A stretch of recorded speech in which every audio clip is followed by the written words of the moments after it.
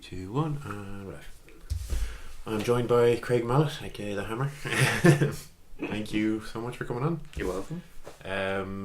So yeah, when you fill people in, let people know a little bit about yourself and what it is you do. Sure. So I've been, my biggest background is in traditional Chinese martial arts. I started in 2003, so a while back now. Yeah. I'm coming up on more than 15 years now. And I spent probably the first decade of, give or take, of my training life mostly doing this, which was very interesting because the teacher was Chinese and all the concepts were Chinese and very, very vastly different to the way we do physical things in the West. Yeah. So I've got a completely different idea, and this was my first approach, my first introduction to anything physical. I knew about this stuff well before I learned about any kind of strength or flexibility or anything like that, so that was kind of my starting platform. That teacher kind of closed his doors in about 2012, and I was already before that starting to look, I'm kind of like not one of these people that gets things easily. So I was starting to look to stretching methods and gymnastics and other things like this to kind of address some of the problems I was having, mostly with mobility.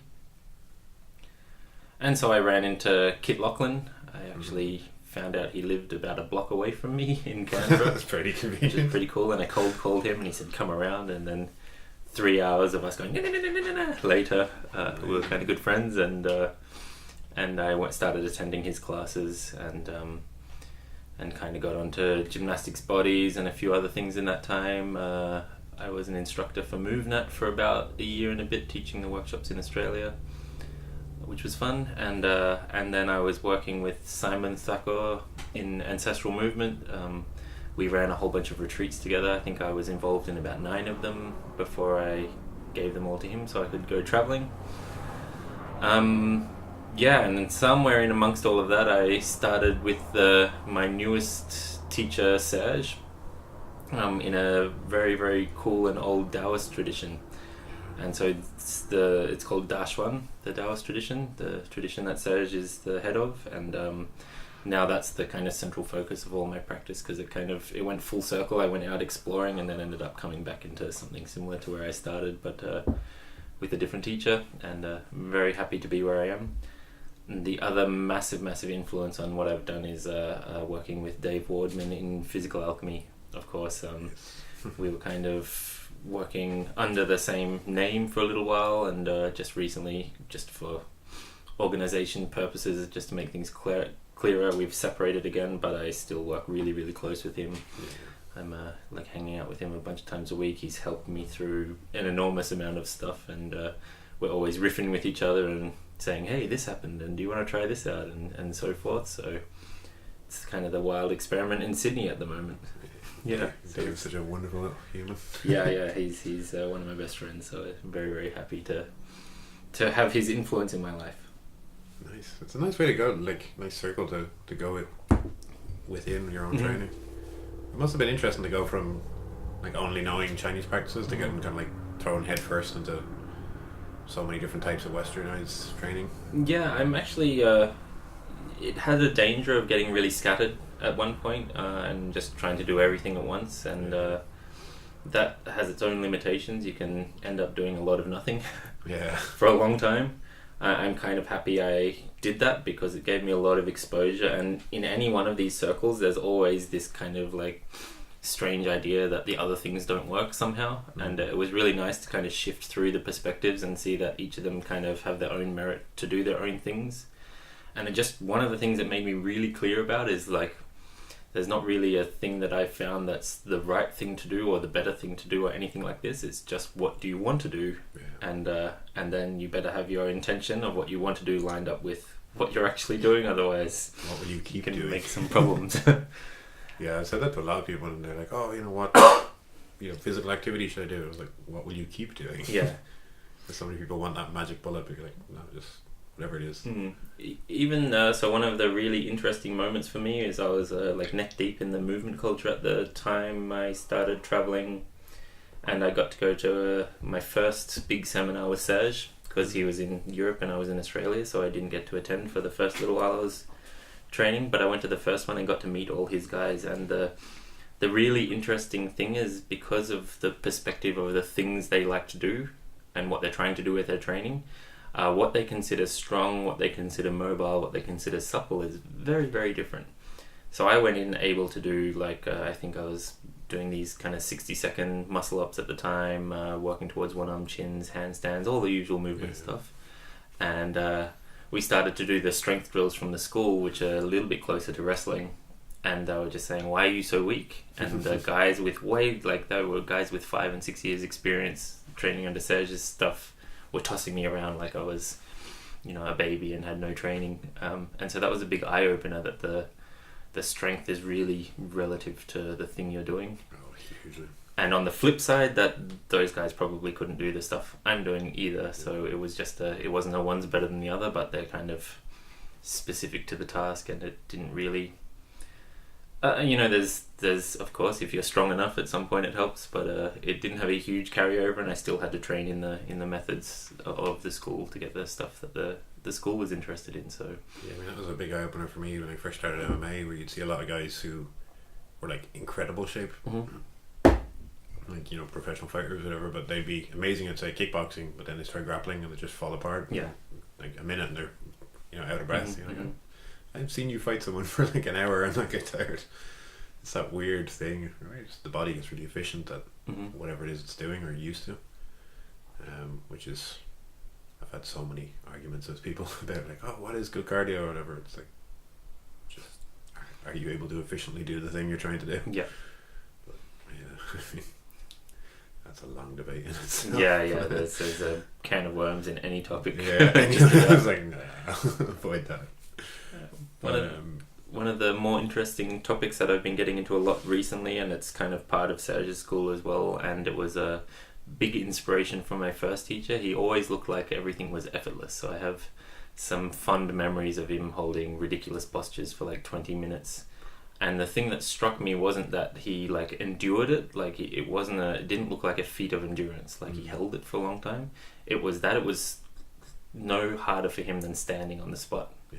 But he was in some crazy posture, one-legged, thigh parallel to the ground, and not even shaking, and it didn't look like he was using effort. It looked like that it was just no effort. So I kind of started to go, well, there's this thing where he doesn't look like he's really fighting himself ever, and I'm kind of interested in that, and that's been kind of the center of everything I'm doing, like trying to find a way to just exist without fighting myself all the time. I remember talking to a woodworker, he just reminded me of that. Years ago, there was a guy I'd learned under for a little while, and he's told me that if you watch like a really good woodworker, they'll make it look effortless. If you watch a really, really good woodworker, they're that good, but they'll mess up on purpose, just because they want to have some flaws. Yeah. And it's I've seen that with a lot of like movers and stuff. It's those ones who make things look effortless, and those ones who can just purposely mess up. It's such a skill within itself. Yeah. And it's one thing that like within traditional martial arts, I think has really been kind of, I don't know, discredited or just completely ignored, is that usefulness of stance and posture training. And so many people are, the boxers are like, oh, you must stand this way or that way, yet don't really put any focus or effort into how and why.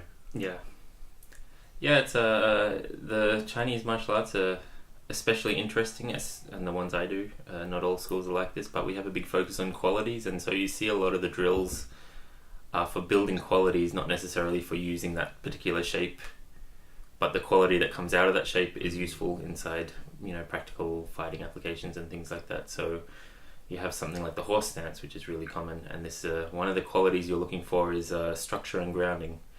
So the grounding means that if you're in your horse stance and someone pushes you, they can't move you out of your horse stance. It's a really simple thing, which is useful in a fight. Yeah. And the structure means that you're aligned well with gravity, so you're not kind of it's similar to the rolfing idea, really, stacking blocks nicely with the force of gravity. So when you have these two things in a horse stance and you can maintain them, then standing up it's even a little bit easier because you're not in such a compromised thing. So it's one of these things, and then you're standing up and fighting, and you can have a stance that's much more natural to you, but with the quality of the grounding and the structure inside it that's come from training the horse stance. Like, there's one thing I really noticed yesterday working on the poo-boo and the horse stance with you, that like they were two stances that I've learned in different martial arts over the years, and loads of different people show me different ways of doing it, but the way you did it was, I found, so unique. Especially the poo-boo, because it's one that I've been shown so many times, but like the little subtle details, and I was like dropped a little bit and there's parts of my glutes and stuff, it was just started like shaking uncontrollably after like 5 seconds. It's just like, this is a different kind of worms completely. It is, and it's important to know that the intention things really like understand what you're doing, because that kind of training is not necessarily particularly good for, say, using the stances as flexibility tools. You're going to use a completely different set of cues, even though the outside shape might look the same or similar, and you'll let things slide because you don't care about them or not, depending on which thing you're going for. So as I mentioned, I use it as a kind of structural tool to get like all this kind of alignment with gravity. And there are things like when you go too deep and the hip angle changes that you lose this. So you're not actually interested in going too deep in the thing, which is obviously counterproductive to flexibility where you're trying to build depth. And so you can use the same shape but with a slightly different intention and then a different set of cues, and it does something completely different. And usually neither is really talking to the other or slightly influencing the other, but they might look similar, but the intention is completely different. Exactly. Like it's one of the ones I always love to show people with like flexibility drills, where you can look like you're stretching and be doing nothing, just sitting there passively, and you know all too well that. It's it's a real conundrum with that sort of stuff. But I guess what I really enjoyed about yesterday and about your workshops is that it's very concept driven. It's, you'll show some techniques, but more importantly you'll explain the whys of it. Like, you're very, I think this is a great sign as a teacher, that like you will show the technique very quickly, and then you go, here's why we do it, here's how, and the reasonings behind it. Because I've had even like martial arts workshops and stuff, people just show the technique over and over and over, and you're like, okay, that's great, that's how I do it, but why, when, like, you know, it's great to know a move, but if you don't know when to do it, it's not the most useful thing. It's one thing I got from Serge is the big focus on quality rather than skill, or technique, you might say, rather than skill. So quality, for example, is that you're adaptable, and you might have a skill where you demonstrate an adaptability, but if you kind of get like hyper focused on the skill, then it only works in that context. But if you get focused on the quality, then as soon as the context changes but you know the quality, you can kind of change with the changing context. It's a useful life skill as well. It was just, even as you said that, you did like a lapse out, and it was like, I've had so many arguments with people over those sort of techniques, because like I've never really done a lot of traditional Chinese arts, but I've done a fair bit of like Filipino stuff, and the crossover, especially with the empty hand stuff, can be quite similar, or at least visually look similar. But many times I've had arguments with people over that stuff, like, oh, it's not effective, or it doesn't work, or then I was watching like Lomachenko showing some of the stuff he does, and I was like, okay, that's like this thing, that's that thing. It's like, it's all standard stuff. It's just people are so quick to dismiss the thing and not really understand the reason for it. They just see that repetitive drill over and over rather than it moving and altering. You just have to know that the drill isn't the fighting. The drill is building the quality, and the quality informs the fighting. But also, you've got the flip side of the problem too, where people don't actually bring the qualities into fighting ever. So one of the big problems is that people don't train adrenaline, and so I've seen it so many times that my brother's actually quite a good kickboxer and boxer, and I've seen a couple of times where he's been in a fight and an adrenaline dump happened and he lost all his skills, and so he was just like a beast. And all his really refined technical stuff, which works even when he's in a match, but as soon as it was out of the context of that, it changed. So I always say to people who are if they're actually interested in the martial side of things, then you have to start working in adrenaline. And so you see the Thai boxing and MMA tend to be much better than this. They chuck you under pressure straight away and you have to deal with that. Was it Mike Tyson? Everyone's got a plan until they get punched in the head. So you kind of got to experience this if you want to get good at martial arts, or just understand that if you're not interested in that, that's fine, but you're just not going to be particularly good at it. And that's kind of my stance at the moment. I'm not super keen on the actual fighting thing, and so I've got skills that I can demonstrate in a non-pressurized environment, and they look really fancy, and I can deal with all sorts of things. But I haven't pressurized it yet, so I don't know if it just disappears.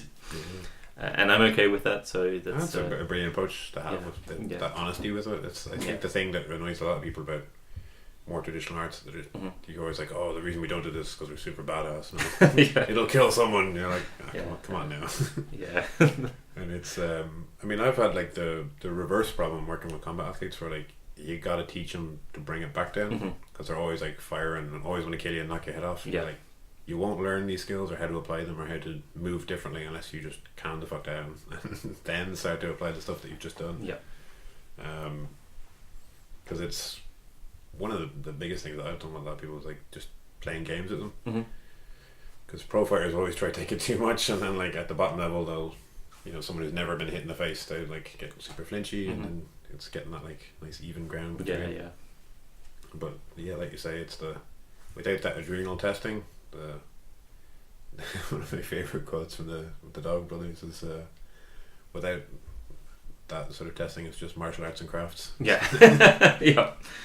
it's I'm all for it if that's your thing, and plenty of people are actually into that, and I also get the impression that plenty of people who say they're into fighting aren't actually, because you look at what they do, they're not actually fighting. So then if you're interested in it, you'd probably just go do it. But it's a clarity thing, and I really encourage my students and people who train in my workshops and stuff to go and think about it and find some clarity as to whether they actually want to do that or what they're wanting to do. It's the never-ending personal trainer guy comes in and goes, oh, please train me, I want to be fit. Well, what do you want to do? I don't know, just make me fit. Well, what does fit mean to you? And they sit there going, I don't know. And it's like the loaded question of the century, and you kind of got to start digging until the point where they're like, oh, actually I don't feel good in my hips or my back hurts, and you kind of finally get an actual answer, but it requires some digging. And if you don't do that digging, then you just start doing something because someone else said it's a good idea, then you can have that's such a massive problem in the fitness world. People just come in and just do bodybuilding stuff because they think that's what you're meant to do, rather than like you said, my hips are sore, my back's sore, I don't know, I can't squat down and pick up my kid or something. It's like so many people just focus on like, oh, I gotta have that Arnold figure or something. It's I really do like that approach though, that the concept driven approach, and just to show people like, here's the reasoning, here's why, like, yes, there's a combat application, there's whatever, but it can be an awkward one to try like get people to, how do I put it, I don't know, cut back on their own biases, because a lot of people will either come into the stuff you do that you say. I always find it very difficult with, within the movement community, where people say like, oh, this is a martial art based whatever, and then people come in and be like, oh, I know everything about martial arts. You're like, just take a minute, listen to what they're saying. And when you're kind of clear on what you're doing, and the other thing is having some sort of way of showing it. So a good example is these exercises we were doing at the workshop, and you have to hold your arms up for a long time and it burns, and there's not really any way to like pretend that you can do it. It's just, can you stay up for a long time, and are you relaxed? And it's pretty clear. You can just get any beginner to come in and go, which one of these two people is relaxed and having an easy time, and which one isn't. One's like kind of vibrating and about to die, and the other person is just having an easy time, and it's pretty clear. So having these really, really obvious tests to test the quality. Is the shoulder free? Well, let's hold it up and move it around for half an hour non-stop before we put it down, and you'll see if the shoulder is free or not, and it'll tell you exactly where it's not free as well, because those will be the points that are burning. And that's the one thing I love, like within, I suppose, any discipline, but like you see it a lot within, especially traditional Chinese arts, of the longevity within it, that it's not just blast your way through it and then your body gets wrecked and you don't do anything to rectify that. And there's so many. I mean, it's the classic thing of the Pai Mei, the long wispy bearded old guy who's still a badass. I mean, that was, I've probably said it a dozen times on the podcast, but that was why I got into jiu-jitsu, was watching Helio at 92 still being a badass. And with the Filipino stuff too, a lot of the old masters who were hobble in and walking stick and then beat up some young guy and all off. It's in Serge's school especially, there's like an acceleration that happens when you train, and that's the one thing I really liked coming into the school, that I met the guys who'd been training with Serge for 20 years, and they were like off the charts incredible for one, which was nice, because then it's not just Serge being a weird freak of nature who's really good, like he can pass it on. So that was the first good sign. And the second sign is these guys who are like blowing my mind with their own skill set were still really like, oh my god, isn't this exciting? They were like kind of innocently excited about it. They're like, oh, it's so cool, and we're going to learn another thing soon. And seeing a really, really advanced practitioner in that thing was not a common thing that I've run into. Most of the people, you know, you have this initial excitement, and then at some point it tapers off and you're in the grind, and it's just going to be like, oh, you know, I've just got to grind now for the next 10 years, and it's going to sort of slowly pick up. And do you find that's kind of like the longevity kind of puts people off, that it has to be practiced for so long? Yeah, and just that it's also designed to be that way is kind of useful. But so we have this thing, the problem with the stuff we do is that first of all it requires a big commitment, as in ongoing commitment, which is the tricky part, because people go, well, how can I get this? And then, well, you've got to train every day and you can't stop for ever. So that's a tricky thing, and also that the effects aren't immediately obvious. So it's really common in the first year of training that people are going, I'm not sure what this is doing. I think I'm doing it wrong because it doesn't feel like it's doing anything, even though that's everyone's experience and it's totally normal. The exercises are kind of strange, and it usually takes a workshop or something to impress upon what they do in a class. It's not long enough. So this is one of the problems, but the nice thing about this acceleration thing is that we end up in the school, we call it immortality. It's the idea, it's just a concept, but you know, we start when we're young, we've got a lot of vitality and we're super healthy, and that's going to taper off as we get older, obviously, and progressively regress. And the practice is reversed. When we start, we're really rubbish and it's not really doing much, and that slowly picks up, and so you get this kind of like declining curve of age and increasing curve of practice that hopefully just like makes it a neutral thing, so you just go through your life with vitality until the end, and it doesn't fall off. So it's the longevity idea, which is a fantastic thing to have within it. Yeah, it was just it really resonated with me what you're saying about like that long-term commitment that a lot of people kind of get phased by. I guess one thing that within jiu-jitsu, like Brazilian jiu-jitsu, there's more people, obviously not very beginners, but more people quit a blue belt, which is your first belt essentially, than any other one, because they're like, oh, I've achieved something and now I'm done, rather than going like, oh yeah, well, I've like 10 years to get to black belt or whatever. And even then you just begin really diving into the stuff that you're trying to do. I suppose it's that kind of Western mentality of I just want stuff now and now. Yeah. The time idea is, I was always like thrown a little bit by Serge in the beginning, because he's like, yeah, we'll work on this soon, and then I slowly started to realize that his soon meant like in the next 3 to 5 years. And I'm thinking like next week, ooh, yay. and so we work in these big cycles, and one of the big cycles is they call it the Jing cycle, the cycle that the physical body turns over in, and it's 6 to 8 years depending on the person. And so it's like, just do that for one cycle, you'll be fine, it'll be good. And then you're realizing that one cycle's almost a decade, and looking at a calendar, like what year will I finish up this? Yeah, exactly. So it's it's a kind of massive commitment to dig into this stuff. At the start, you don't really know what it's doing or why or how it's working or anything like that, and you've got to really wait. There's like an element of faith required to keep doing these strange exercises, assuming that at some point they're going to do something. But the nice thing is, at least in Serge's school, it starts to gather momentum, and at some point it starts going, okay. And usually after between year 1 and year 3, it's really clear how it's working, and you're really excited about it because you're starting to get the first results really clear. I mean, of course, even in the first months there'll be some results, and depending on the person, they can be really, really clear or a bit more subtle, but it really picks up at some stage and becomes obvious what you're doing, but it takes a little while to get there, and that's hard for people. We're in this instant gratification. Please tell me what it does right now. and also that people want to know beforehand, what the rightfully, result is. what it's going to do. Yeah. And this is a kind of new phenomenon. Back in the day, you'd just be sent to your teacher and be like, train. You're like, okay, I have no idea why, but I just do it because he said to do it. Yeah, wax on, wax off.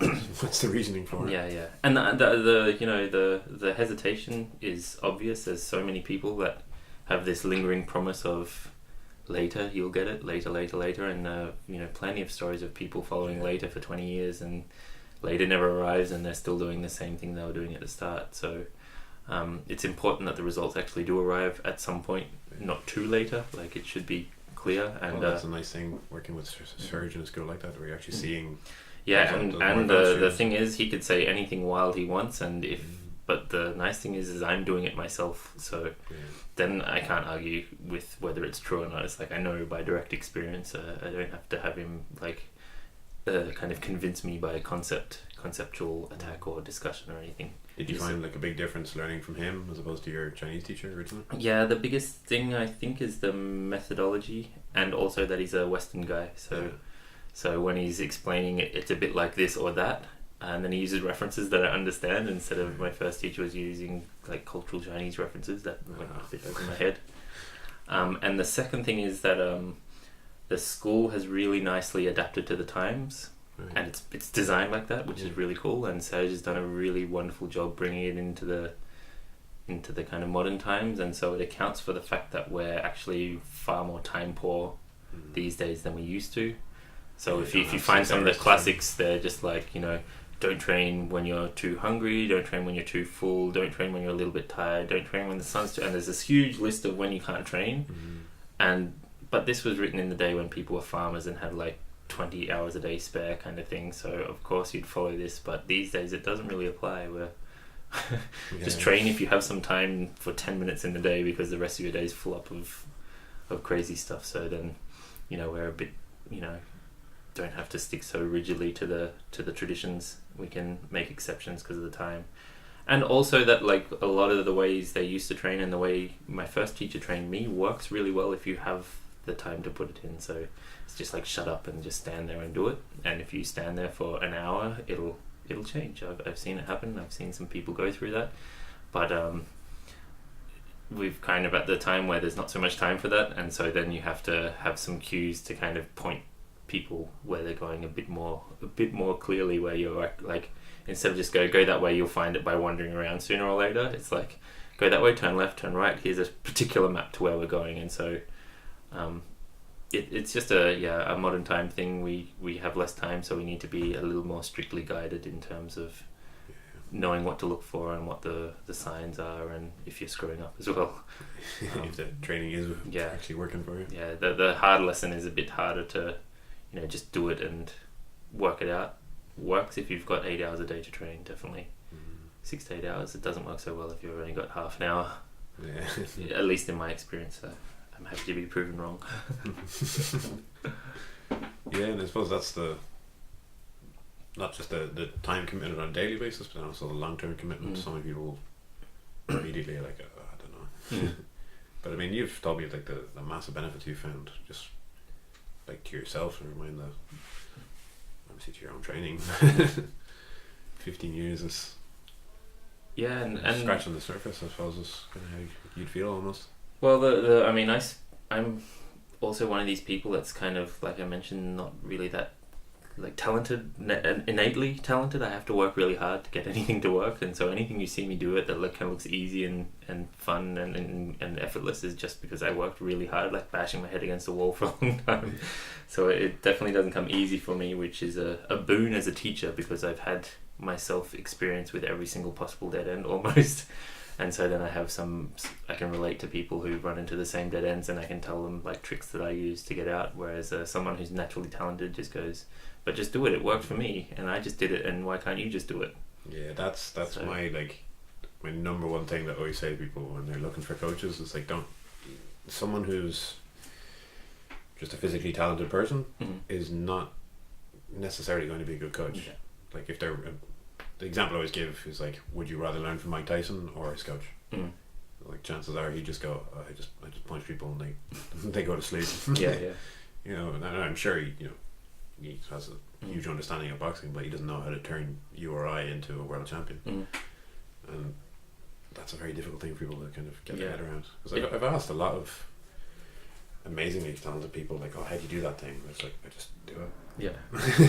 That's not much use to me. Yeah, and it's nice because you know, even speaking with Serge, he's really amazing, but he's told me the things he's had struggles with, but he's just had 40 years of training, so then you can overcome some of these things, you know. There's a bit of time to think on it. Yeah, and a bit of time to practice and so on. But the time thing is a tricky thing, and I'm really getting to the point now where I'm just encouraging people to do 5 minutes a day and find the habit, because if you can get the habit going every day, it's easier to add 5 minutes to an already existing 5 minutes than it is to like just suddenly put an hour in your day. And even now I've found I've gone through phases where I've had plenty of time and, you know, can do those, you know, 3-4 hours a day every day kind of sessions, but life gets busy, and one of the things I'm very conscious of is that the whole reason I got into training is to kind of help with life and, you know, make my life somewhat more interesting or enjoyable or pleasant or whatever you want, or clear or honest or any of these things. But if I just turn my life into training, then it's kind of like a golden prison. Yeah. Where I've actually, it's more like I ran away from all the problems and just went and hid in my training hall, so I didn't have to deal with that. So I'm more interested in being in life than I am in being in a reclusive kind of training 8 hours a day. So it's one of the things I didn't ever want to give away, my social life, my family, my anything like this. And so my training should support that instead of overtake it. And, you know, if people are interested, by all means, I don't think there's any problem with that, but just personally, I kind of really wanted to be clear with myself that training to help life and not life to help training. Yeah, I remember I had a conversation with someone I was training quite recently, actually. They were saying they wanted to go on a surfing holiday, and they're saying like, oh, can I like take time off the program that I'm doing and go do that? And I was like, that's why you're doing your program. Like, that's why you're training, is so that you can go and surf and enjoy that stuff. A lot of people get so focused on the task rather than the goal. I think that's a really nice way to go into your training. Yeah, and I was very much like that when I started martial arts young. I was just like, that's all I want to do this, to this, to this, which is fine when you're young, but then you have bills to pay and things to do. Yeah, exactly, and life to live. And so I wouldn't ever want to do my training at the expense of my life, in terms of like, it just sucked all the energy away from being able to do anything. As soon as I'm doing it and I'm too tired to hang out with my wife or go see my friends or whatever, there's some sort of problem, and I've got to adjust it. So I kind of had some fantasies about doing 8-10 hours a day training every day for a long period of time, and then I just realized that if I wanted to do that, I would have done it already, because there was nothing really stopping me, except that I actually preferred just going to see my friends and having a life outside of training and doing life. And so it was one of these clarity moments where I had a fantasy about training all the time, but the actuality is I didn't want to do it. And so the Serge system is really nice. One of the interesting things is that we focus on these kind of really simple positions that we use. It's like walking, standing, sitting, and lying down. And so we kind of learn to practice in that, and at some point it starts to leak into your life, because these are the positions you spend most of your life in. So then you're kind of walking to the shops, and all of a sudden all the practice you've been doing with the walking stuff, the formal practice, starts to leak in, and without you even having to think about it, you're all of a sudden your structure's starting to line itself up, and then you're practicing by accident walking to the shops, and it leaks more and more and more, and then you're sitting down, having a chat like this, and all of a sudden some circulation thing you've been working on in your qigong kicks into gear, and you're like, oh, I'm just accidentally practicing while I'm here. And that happens more and more the deeper you get into it. So actually we need less and less time for formal practice in the long term, of course. Training slowly becomes life. Yeah, it kind of leaks out, and at Serge's level, I'm pretty sure he's just training 24/7 all the time, we even have dream training in the school, so he's even doing stuff when he's asleep, which is and it's only possible like because we're using these normal positions, these really basic normal positions. You can't actually, for example, if you're training handstands, even if you're freak show training 8 hours a day, there's still like a good chunk of many hours in the day that you're not doing that, and you eventually have to walk to the shop or something. yeah it's not really ever gonna cross over in the same way. But kind of coming out of the movement culture, which was all about inverting and being upside down and using all these highly complex things, which I think are really wonderful to do as things if you're interested, but coming out of that and coming into a very simplified kind of way of doing things really struck a nice chord with me. It was like, oh, life doesn't actually have to be so insanely complex. I can... So the one thing I always joke about, and there's a group of trainers who always joke about the movement culture, is that why is it always so still? Is that, you know, they're always obsessed with, oh, I want to get a handstand, a planche, front lever. It's like, what about stuff where you actually move around and do things? Yeah, that's like, I love the approach that you have for the stuff that you do as well, because it's so mixed and based within so many things that you can frame it of like, oh, this is like this thing benefits this thing. So like, through working with Kit, was that what got you more into the flexibility work, or was it just through being buddies with Dave? No, I actually met Dave through Kit. So I was working with Kit, and I went to him because I was really tight, and all the just do it on the stance work wasn't working for me. Adult hips, adult computer geek hips that have been sitting in front of a computer playing too much Counter-Strike in my youth. They didn't work so well, and I was getting more flexible, but I like starting training martial arts, it increased a lot, and then it hit a plateau, and I couldn't get past it for whatever reason at the time, so I was seeking out Kit, because he was well known in Canberra. Everyone, you talk to anyone about flexibility, go see Kit, he's at the ANU, he has these posture and flexibility classes, and so I ended up working with him quite a bit, and because I was into martial arts, he's like, oh, there's this guy Dave, you should meet, you guys would get along well. And I didn't actually end up meeting Dave until sometime after that, at a workshop of Kit's, because he'd moved to Sydney before I got to meet him, but we ended up kicking it off, and then I spent a lot of time travelling to his place in Sydney while I was living in Canberra. Every other weekend I was going down there, and we were experimenting with stretching and so on, and so that kind of leaked in a way. And at the same time I was also in Dave, me and Emmett were online sharing lots of stuff, what's been working for us, what hasn't, and so I was very lucky to be involved with those guys in the very early stages of a lot of this stuff.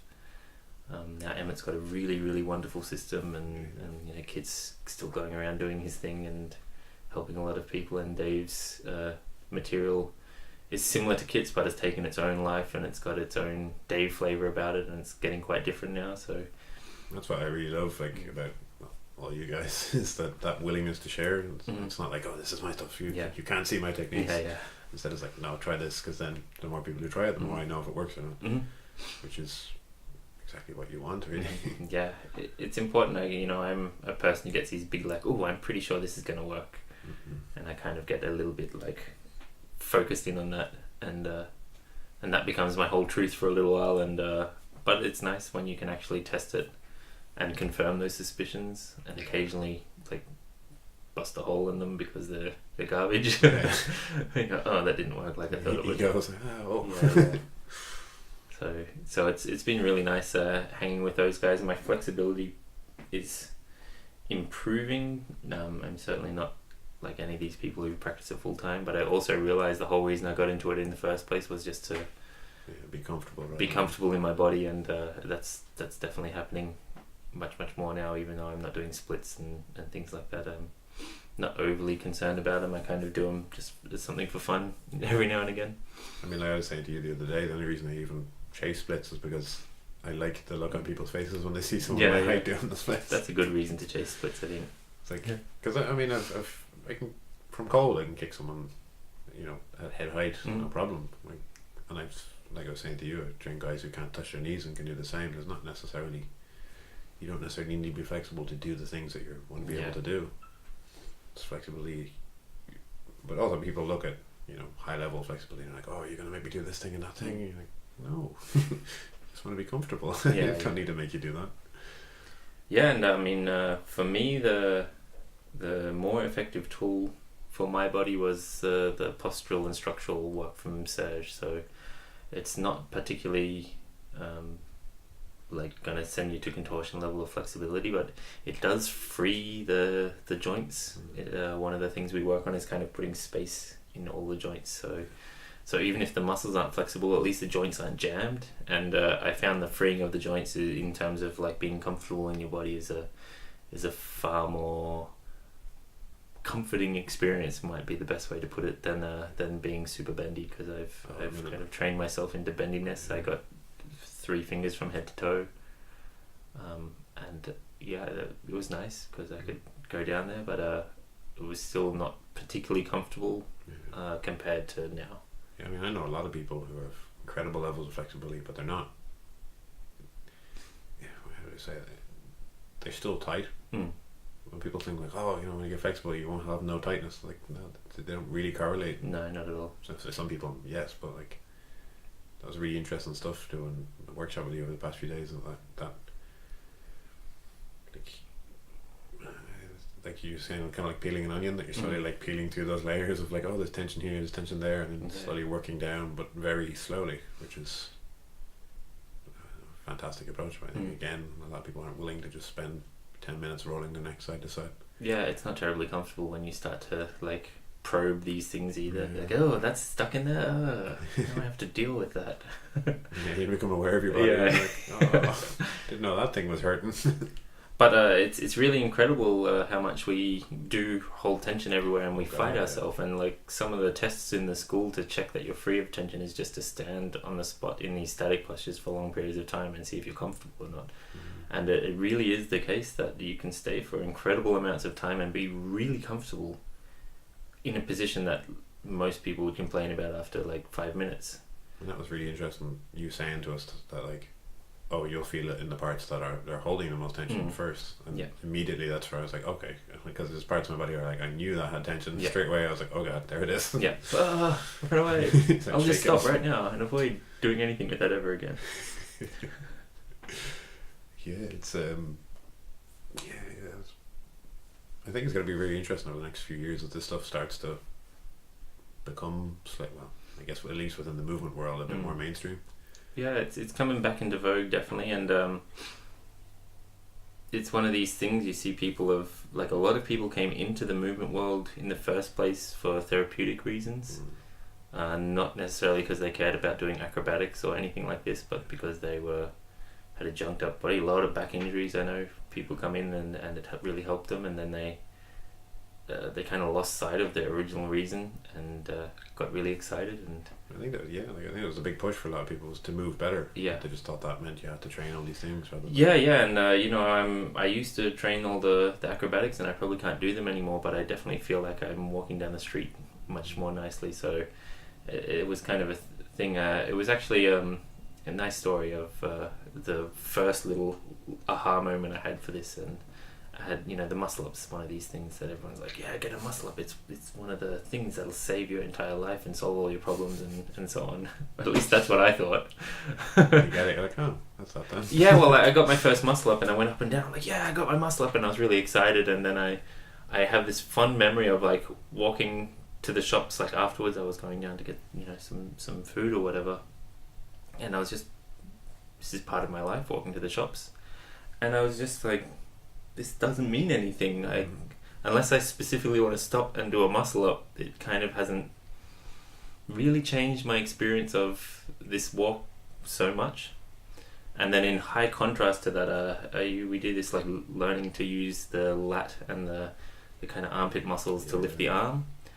And what this does, it takes a lot of tension out of the traps, because the traps aren't spending the whole time lifting, and out of the deltoids and stuff. And one of the experiences I had is that I've been training this for a while, and it was like working quite well, but outside of training, all of a sudden I was just doing something at my house, and my traps just lost like 20% of the tension that they had on all the time, that I didn't know was there because it was the default state to be tight. So I could lift the arm and it wouldn't use the trap, but then the trap just relaxed even more than I thought it was possible. And I'm sitting there with these traps that feel really wonderful because there's all this like circulation, blood flow moving through these areas that previously was kind of a bit jammed up and I didn't even notice it. And it felt really magical, and I was kind of like a bit like, whoa, this is, and my arms are kind of heavy, shoulders kind of like, not like I'm holding my shoulders up around my ears anymore. Yeah, they just felt like really like lead, and it's like, oh, this is really nice. And I walked down to the shops in this state of like, whoa, it's nice to be in my body at the moment and feel all this stuff moving around and everything. And that was and I was immediately reminded of my it was a walk to the same shops actually. I was immediately reminded of this after the muscle up where there was no perceivable difference, and I'm like, I'm actually more interested in this than I am in doing feats of I think that's whatever. I think that is again, well, I don't know, maybe it is, maybe it isn't, but it's definitely something you see within the Western world a fair bit, where people have the visual thing that you see of like, oh, that was an achievement, that's great, rather than getting rid of that tension or tightness in your body. And so many people walk around with all sorts of horrible injuries and tension, as someone who has numerous ones. It's extraordinarily hard to put on Instagram as well. As you're like, oh, my body feels better. Nothing visually has changed, but there's lots of photos of me with my arms just in strange positions, or me doing very, very simple things, and behold how much progress I've made. It looks the same as when I was but the internal feeling is really, really vastly different, and but externally it looks the same. And this was one thing I said to Dave that was really magical about he's got these Friday night classes, which are a bit of a mad scientist lab where all sorts of bizarre stuff goes down. Animal noises. And one of the really magical things is I said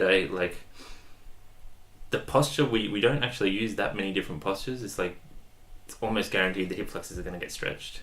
It's like, we're doing something new today, hip flexor stretching. I'm like, oh, of course. So that was like a staple for a long, long time, and to come in and get your hip flexors. But everyone was looking forward to it was one interesting thing, even though for like 2 years it was the same routine. But the more interesting thing besides that is, despite it being the same, I was never ever sure what was going to happen in the class. Like I knew I'd have a good stretch, but so many things, like as I got deeper and deeper, like one of the times, like a whole bunch of tension around my lungs lifted, and I went and took this breath and felt air go and like fill my lungs in a way that I'm like, did I even take any breaths before this breath in my entire life? And that was a really and wonderful experience that just came off the back of these kind of working away at these layers. But if you had have looked at me stretching my hip flexors that night compared to the very first time I stretched my hip flexors, besides the hips being like a little more open, because of course they've gotten a bit more flexible from doing it a lot, but besides that you wouldn't really be able to tell much of a difference. But the experiential thing for me was dramatically different. Like, who is that even other person getting stretched back then? I don't even remember what it feels like to be so jammed up like that guy. And this is like a every week I'm not sure if I'm going to go in and something like that's going to happen. And it's also accelerating a little bit for the advanced people as they get into these deeper and deeper layers of organ membranes and small muscles around that you don't even know exist. I had another moment that was similar where we stretched something and I came out of it and I'm like, whoa, felt like my brain got stretched, and I kind of wobbled my head, and it really felt like my brain was like floating inside my skull in a weird way. But it was like, before that, in retrospect, it felt like the brain was locked down and it went whoo and relaxed. I'm like, I didn't even know I was holding that, or that was a thing could even be held. And then all of a sudden I'm like sitting there like wobbling my head like a bobblehead, going like a completely novel and really interesting sensation of the membranes around the skull being a lot looser than they were before.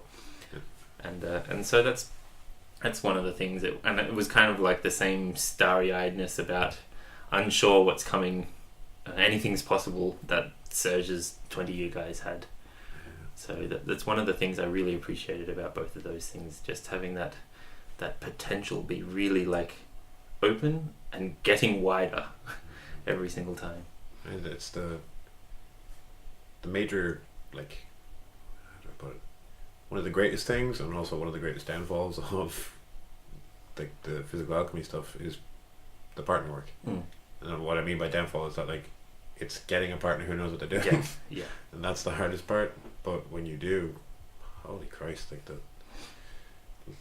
said to you even yesterday, I got further in stretches that I've been working on for the past year, and it was the same time last time I trained with you. It was the exact same thing. I got further again, because once you have someone who knows, like, okay, maybe twist this way and push that way, and for anyone who isn't familiar with the system, it is a lot of partner work, but also as many partners as it takes, which is something that I find so novel but so brilliant. If you guys are not sure what we're talking about, go on Instagram and look up Dave's Instagram. It's at Physical Alchemy, and he's got lots of posts with some fun things you'll see for yourself. You'll get a good idea. Because I know we jokingly did the QL stretch a while back. There's like 6 of us like sitting on me, but it's fantastic to be able to. I think it's the term you guys say, like cooking a stretch, that you get into it, you get as comfortable as possible, and then you're not.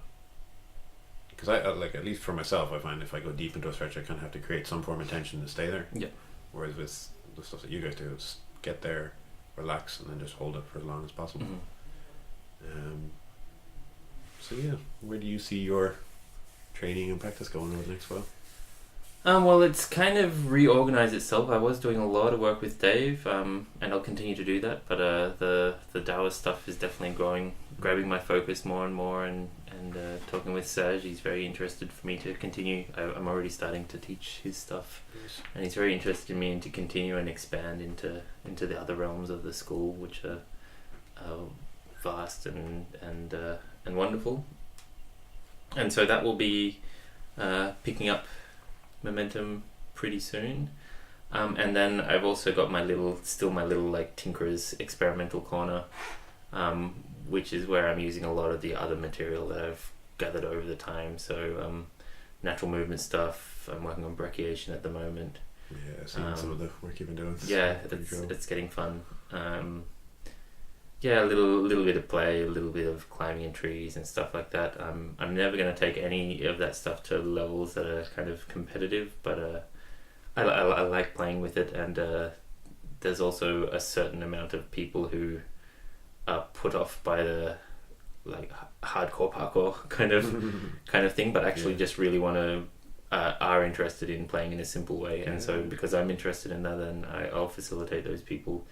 A lot of people who aren't interested in making a 10-foot broad jump but would like to be able to jump a little bit. Or it's the really hard thing of trying to get people into parkour, because they're saying like, oh, I'm interested in this thing and that thing. You're like, oh, that sounds like parkour. And like, no, that's like rooftops and scary stuff. Like, no, there's a lot of other stuff in it. Like it could be less than that. Yeah, so I'm working with that, and kind of like that stuff's being really heavily informed by what I'm doing with Serge now. The more I do this kind of the structural work and the freeing of the tension and things like that, the more I'm like, oh, how can I first have it working in the other stuff? Is it possible for people to get even parts of that without doing the training from the school? And if so, how? And how much is possible, and so on. So really interested to see where that goes. That's kind of like a side project. It's getting about 10 to 20% of my attention, and all the rest is being pointed at exciting times ahead at the Da Xuan stuff. So nice. So where can people find you if they're looking for Craig? I have a fancy new website which I only just made recently because I got tired of explaining the various all the different things I'm involved in, so I just wrote it on a single page so it's clear. It's just my name, so craigmallet.com. Mallet has 2 L's and 2 T's in it, which is useful to know. I'll make sure to put links.